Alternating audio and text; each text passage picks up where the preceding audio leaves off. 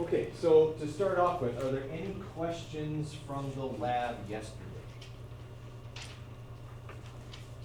Okay, I know we were kind of rushed at the end when I was going over the expectations for the analysis, and I think possibly a few people were still in the lab.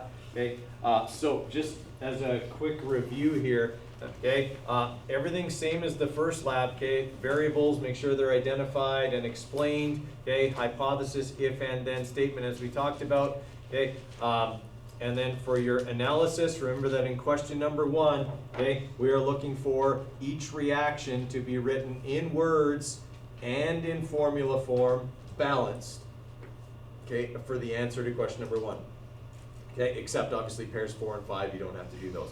Okay, so that's what we're looking for in question number 1. Okay, and then in question number 2, it's asking about the precipitates. Okay, so we had 2 reactions in that lab that produced precipitates. You need to tell me which 2, and then from the reaction that you've written out and your solubility chart, you're looking at the products of those 2 reactions and determining which of the 2 products was not soluble, and thus the precipitate, and identifying those. That's what your answer will look like for that question. Okay, so it'll be like pair whatever and pair whatever. Okay, produce precipitates. In this pair, the precipitate was this compound, and in this pair, the precipitate was this compound. Does everyone understand what I'm looking for that? Okay. All right, and then for conclusion, okay, same as always, copy paste your hypothesis, then talk about what you saw. Okay, you said in your hypothesis you were looking for the following signs of a chemical change. Were those observed? Okay, were new things formed each time you mixed stuff together? How do you know that? And can you accept your hypothesis based on that? Okay, and then for your sources of error, remember I need 2 and ways to fix them. Okay, everybody clear on that? All right, then let's go back to our predicting the products of a reaction. So we've done a little bit of that, okay? Not a lot, but we've done a little bit today. I just kind of want to go over the steps, okay? Review the steps, do some practice of that because it's going to be pretty important, because I'm feeling like certainly by the end of this week, okay, we're going to be done reactions and moving on to the mole equation, all right? So that's kind of where we're sitting right now. So for today, the key points for today is that we have to understand that the amount of atoms on both sides of a reaction, so on the reactant side and the product side, have to be equal. How do we make sure they are? What do we do to a reaction each time to make sure they are? You guys are getting pretty good at it, yeah? Yeah, you balance it. The whole purpose of balancing a chemical reaction is to make sure that you obey this. The law of conservation of mass, or sometimes it's called the law of conservation of matter. Okay? Either way, it's basically saying you can't create or destroy matter. Balancing a chemical reaction ensures you have done neither one of those things. Okay? For the second one, use coefficients to balance equations, which we already know about. Okay? Understand matter can't be created or destroyed. So this stuff is kind of review for us. It's the predicting of the products of a reaction, okay, that is going to be new for us. All right, so again, this is review. We balance a chemical reaction in order to make sure that everything is equal on both sides. So this reaction is balanced. There are 4 hydrogen atoms in the form of 2 hydrogen molecules reacting with 1 oxygen molecule containing 2 oxygen atoms. Okay, and then on this side we have 2 molecules of water, but that still totals up 4 hydrogen atoms and 2 oxygen atoms, so it's perfectly balanced in that way. Okay. What's our general rule if we want to balance a reaction other than combustion? What do we start with? Start with the biggest number. Okay? If that doesn't work, pick the next biggest number. If there's a tie, okay, 2 atoms have the same number and it's the biggest, which one do I pick? The one with the biggest charge. Okay, because it'll have more of an effect. All right, as long as we remember those things, we'll be good. Okay, so law of conservation of mass says that in any physical or chemical change, the total mass of the starting materials or reactants must equal the total mass of the product materials. Okay, this is why we balance the reaction. So could this sentence right here be a prime multiple choice type question on a unit exam? I would say so. Okay. All right, in this picture right here, these are our reactants right here. Which one of these below shows the law of conservation of mass being obeyed?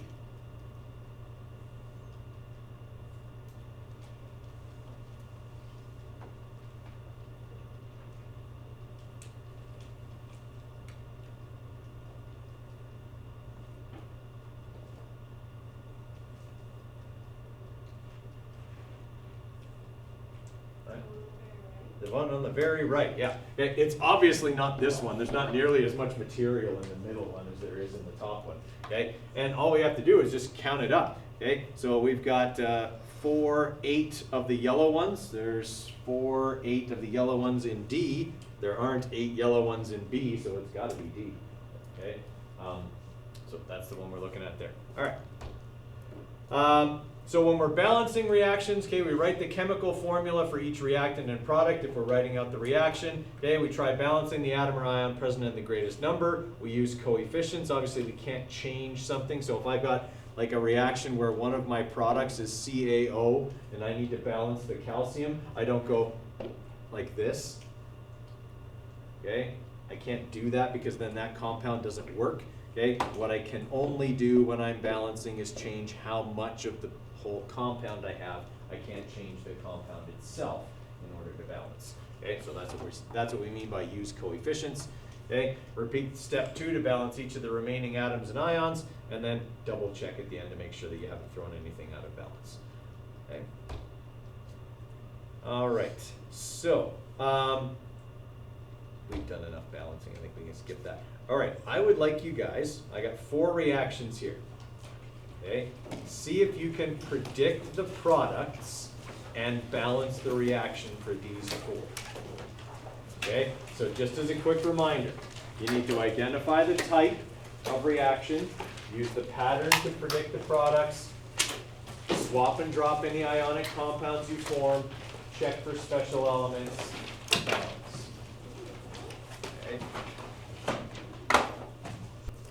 Okay, so on this first one, I start out with calcium as an element. It's reacting with oxygen as an element. What kind of reaction is that? It's a synthesis reaction. Okay, what happens in a synthesis reaction? Read, what happens in a synthesis reaction? A compound is formed. Okay, so that means I've got to put calcium and oxygen together. How did I know to put the calcium first? It's a metal. It's an ionic compound. Metal has to be listed first. Okay, here's something I do. I don't have a lot of tricks in the bag. This is one of them. I'm letting you know what it is. Okay, I'd put a question like this on a test or a quiz. Same kind of reaction? What kind of compound is it going to make? Ionic. Do you know how many people will do this? Too many. Yeah. Okay. Just because I write it in the reactants in a different order doesn't mean you should write the product in that order. Okay. It's still making an ionic compound. I still need to put the metal first, regardless of what order. Okay. Those things came in the reactants. Okay. It's a simple trick, but it catches a lot of people. All right. So now I've made that compound. Okay. I need to drop and swap it because it's ionic. That's the first thing I'm supposed to check. So this is a +2, this is a -2, so we're good there. CaO is already written correctly. All right, there aren't any special elements, so I don't need to check for that. What do I do last? I gotta balance it, all right? There's 2 here, so I'm gonna put a 2 in front of the calcium oxide, and then I gotta go back over here and put a 2 in front of calcium. Everybody all right with that one? Okay, how many people have done number 2? So with number 2, I only have 1 reactant.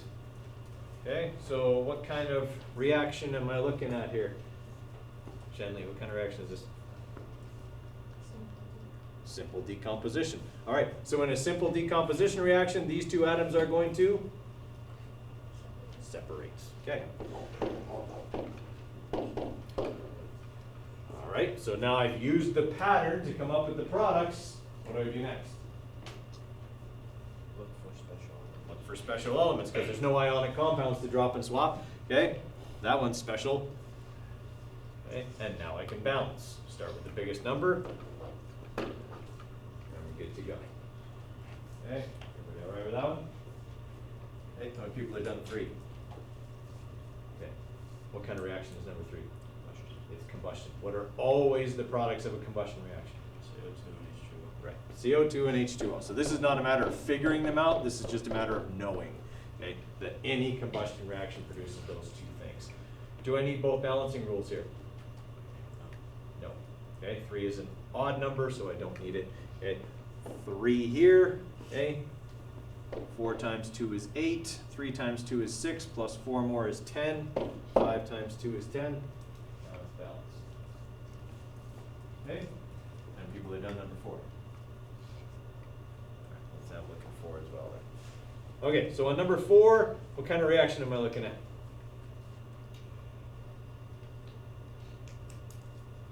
Harold, what kind of reaction am I looking at? Synthesis. For number 4?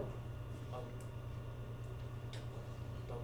Double replacement, right, 2 ionic compounds. All right, in a double replacement reaction, okay, I'm going to swap the metals. Okay, that means then that sodium is going to end up with chlorine, and hydrogen is going to end up with hydroxide. Okay, this is a neutralization or an acid-base reaction. Acid-base reactions always produce a salt of some kind and water. That's exactly what I'm getting here. All right, so now that I've done that, now I need to drop and swap my products. That's a +1, that's a -1. That one's good. That's a +1, that's a -1. That one's good. I don't need any brackets or anything like that. Now I got to balance it. Done. Okay, no little numbers, already balanced. Okay. All right, haven't balanced number 5 yet. What should I balance first?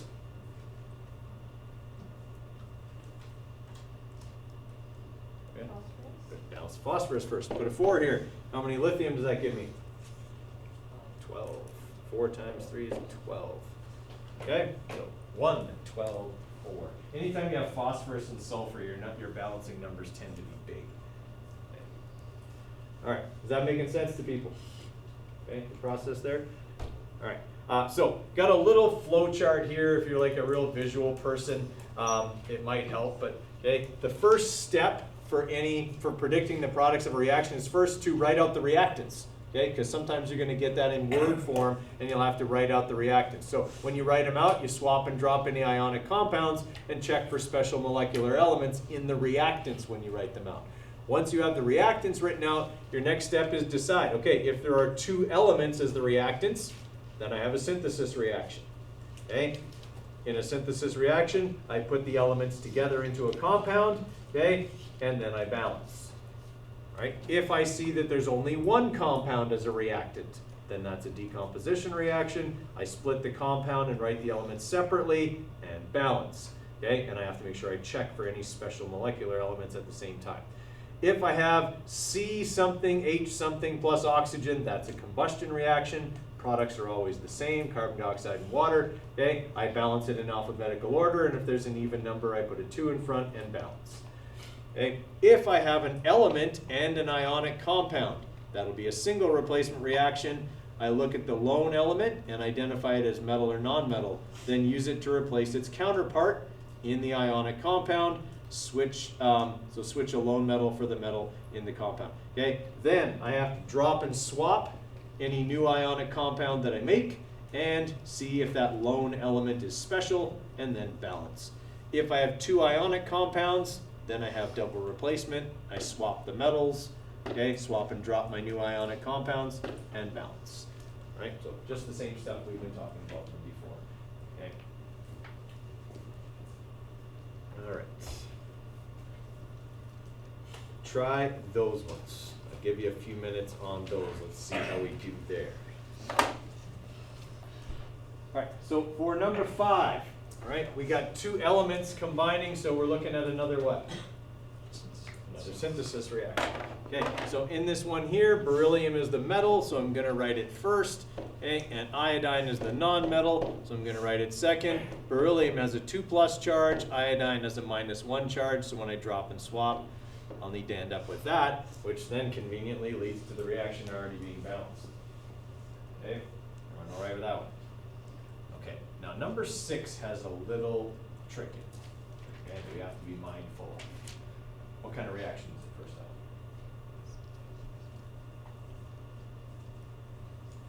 It's a single replacement reaction. Sorry, this one doesn't have a trick in it. Iron's going to end up by itself. Never mind. Okay, so we're going to have a single replacement reaction. Potassium is a metal, so it's going to swap out the part of the ionic compound that it is like. Okay, so that means iron is going to end up alone, which means that its charge doesn't matter. That was the thing I thought we were going to have to do, but I think that comes in one of these other ones. It comes in this one. Okay, and then potassium is going to end up with oxygen. All right, do I have any special elements? I do not. What do I need to do with KO? Yeah, I've got to drop and swap it. Okay, I've got to make sure that its charges work. This is a +1, this is a -2. Okay, K2O. And now I've got to go back and balance everything. Right, done. Okay. How many people have done 7? Okay, let's have a look at 7 then, because it does have this thing we have to watch for.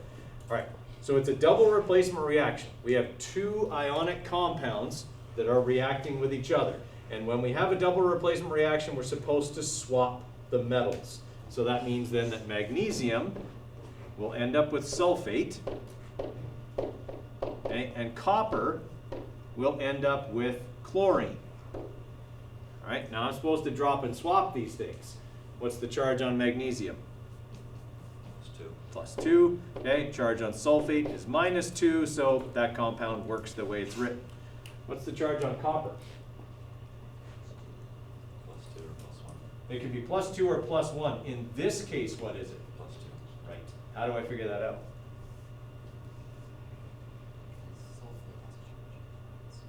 Yeah, it's with sulfate on this side. I can use my reactants to figure out what the charge on copper was. Okay, because sulfate is a -2 and they're 1-to-1, the charge on copper must have been +2. The charge won't change in a reaction, so that means that the charge on this side is also still +2. Okay, and then we go CuCl2 on this cell. Right, now that also means then that that reaction is correctly balanced all the way. How many people have done 8? All right, I'll give you guys a little bit more time to get ahead of me, and then we'll do the last 3 here. Okay, so on number 8, what kind of reaction have we got? William, what kind of reaction is this? It's a combustion reaction. Okay, so products of a combustion reaction are always these 2 things. Do I need both balancing rules? Liam, do I need both balancing rules? Sorry, you got 2 classes mixed up there. Yes. Yes. Okay, I do. I need both. Okay. So I've got a 2 there. 2 times 4 is 8. Okay, so I got to put an 8 there. 2 times 10 is 20. 10 times 2 is 20. 8 times 2 is 16. Plus 10 more is 26. 13 times 2 is 26. Okay, and now we've got it balanced. All right, going to give you guys a couple more minutes, especially with number 10. Okay, number 10, that needs a lot of checking. Okay, especially with charges and multivalent metals and brackets and dropping and swapping. There's lots to double check in number 10. Okay, okay, let's look at number 9. So what kind of reaction are we looking at in number 9? Olivia, which kind of reaction is number 9? It's a decomposition reaction. Okay, so in a decomp, we've got to separate our elements. So we'll have rubidium and we'll have phosphorus. Okay, what should I do next?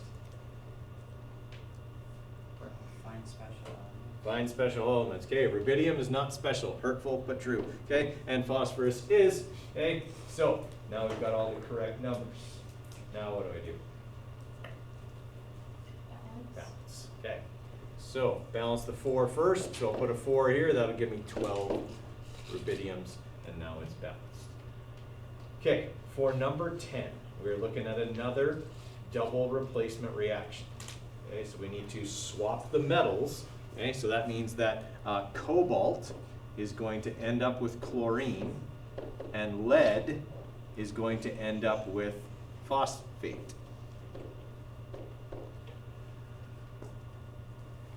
Okay, so I figured out who the partners are, but now I need to drop and swap them because they're both ionic compounds. However, both of those ionic compounds have multivalent metals, and I don't know the charges yet because I haven't figured them out. So this is where I have to go back over here to the products, or to the, sorry, the reactants. Okay, so chlorine is a -1, and there are 4 of them. There's only 1 lead here, so that must mean this is the lead with the 4+ charge. So when I go over here, okay, lead 4+, phosphate is 3-, yep.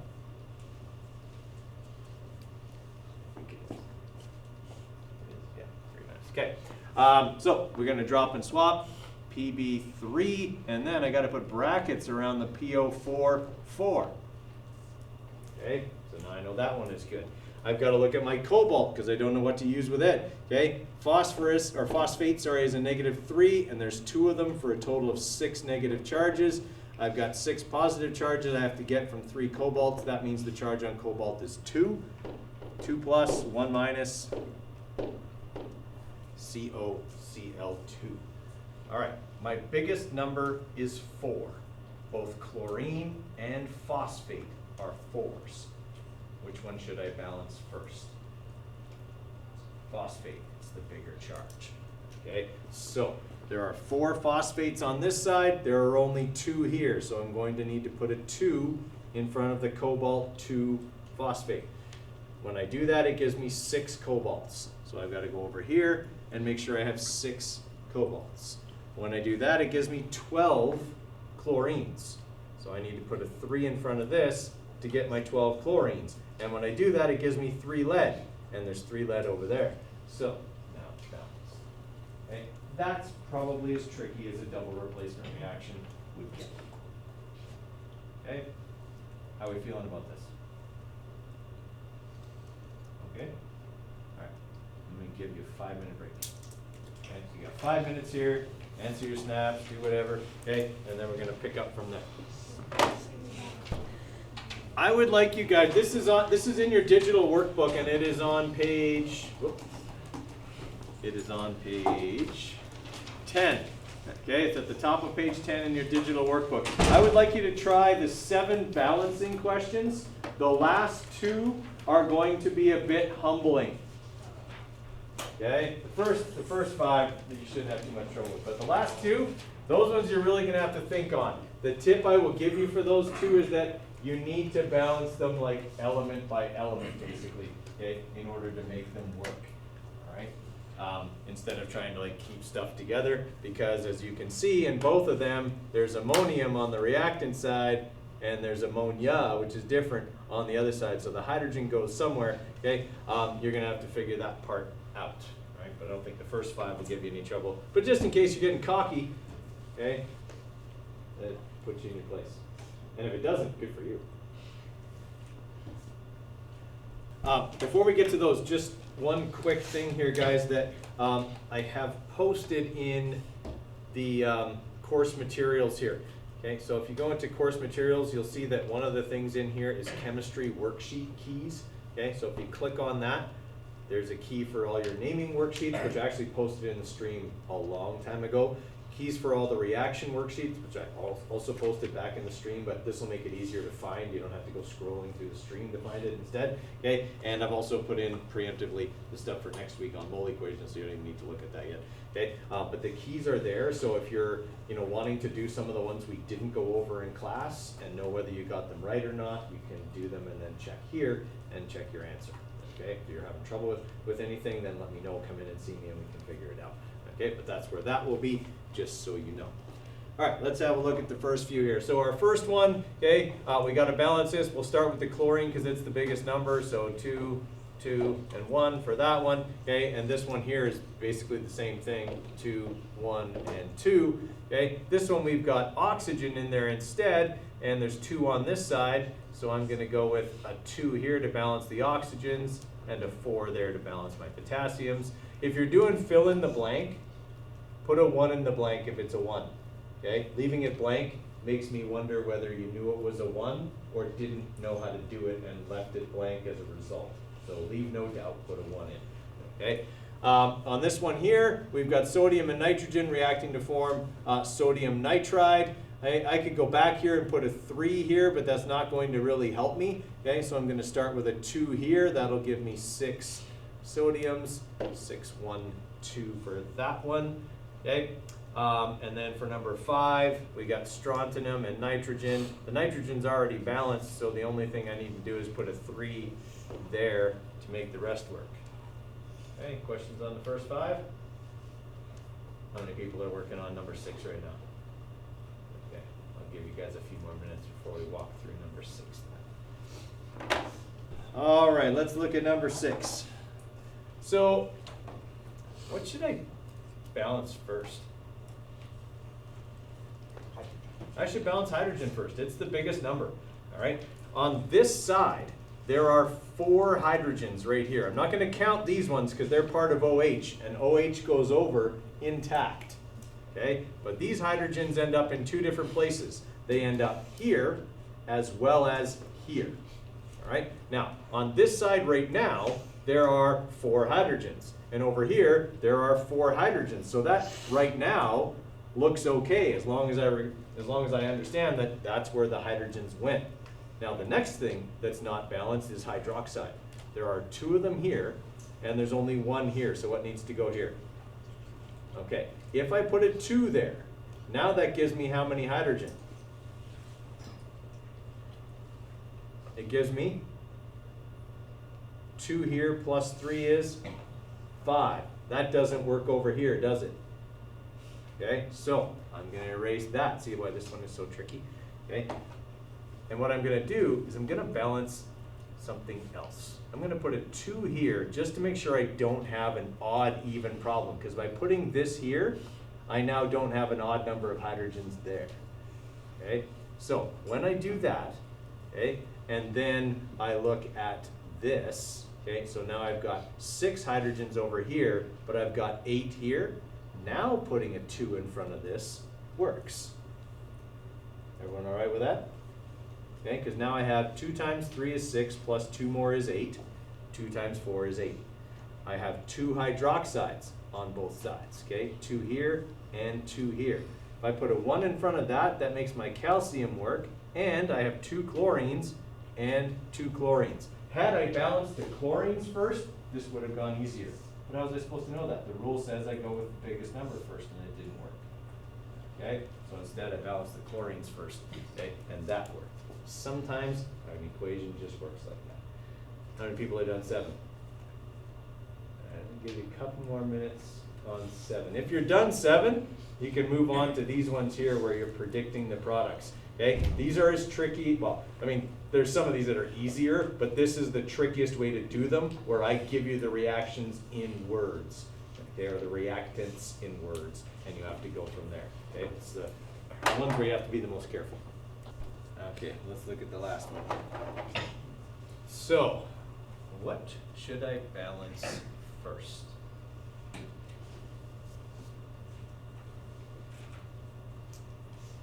I think we learned on the last one that balancing the hydrogens first may or may not be a good idea.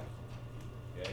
If I'm looking at this one, I'm thinking I could either balance sodium first, or I could balance nitrogen first. Okay? Either one I think will get me to the end.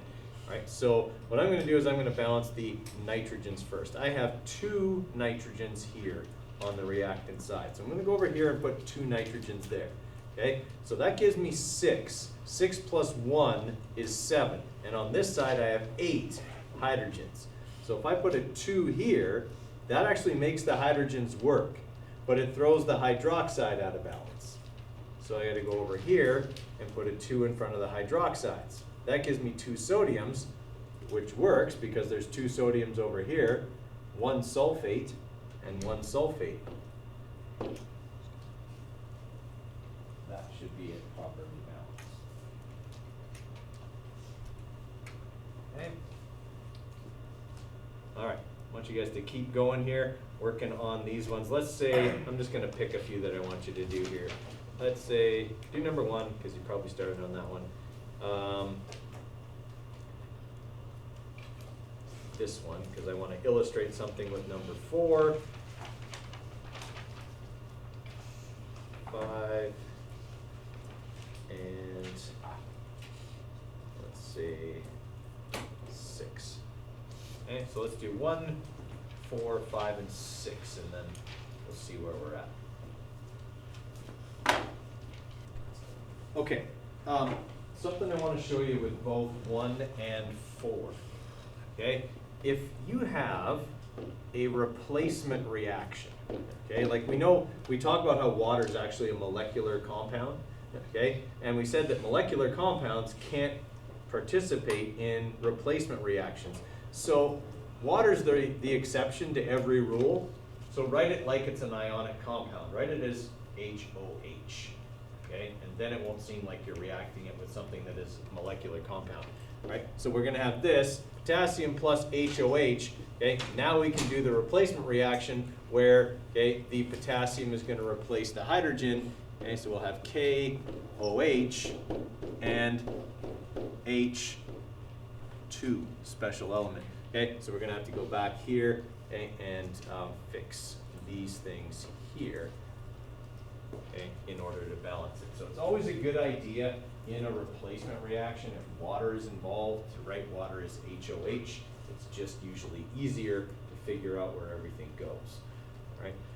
So the same would be true here for number 4, where I have magnesium nitride, which will be Mg3N2, swapped and dropped, mixes with water, okay, it's HOH. So when we do our double replacement reaction here, magnesium and hydrogen will switch places. So hydrogen will end up with nitrogen, and magnesium will end up with hydroxide. Okay, since I made 2 ionic compounds, I've got to drop and swap them.